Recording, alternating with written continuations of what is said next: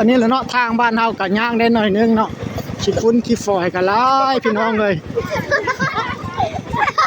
อาชีพชาวไร่ชาวนาบ่คืออยู่ในเมืองเนาะค่ำมืดตื่นตาเข้าบ้านเข้าเมืองตื่นแต่เช้าแต่เช้าก็ออกให้ออกสวนแล้วเนาะ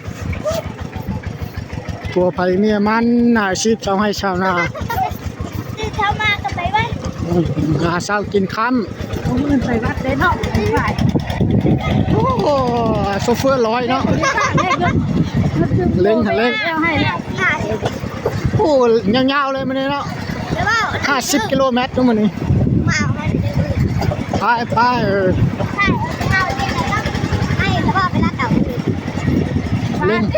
เอาเนี่ยมากูกระซื้อมาเลยกูก็ไป เล่งร้อยเนาะโอ้รถมาทางหน้าเนาะรถมาข้างหน้ามาข้างหน้าหลายคนดีนะ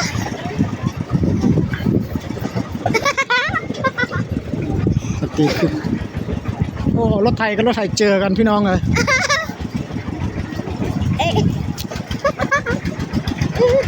ไปทางใดเนาะโอ้กูบ่าวด้วยนี่โอ้ยเป็นบ้าเป็นนี่กับม้วนเนาะ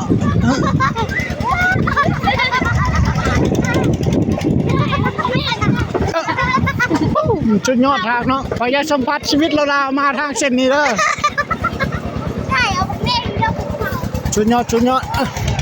มาเจี๊ยบป้าโซเฟอร์ลอยแกะเสื้อสิเลยใช่ใช่ใช่ใช่ใช่ใช่โอ้เจี๊ยบ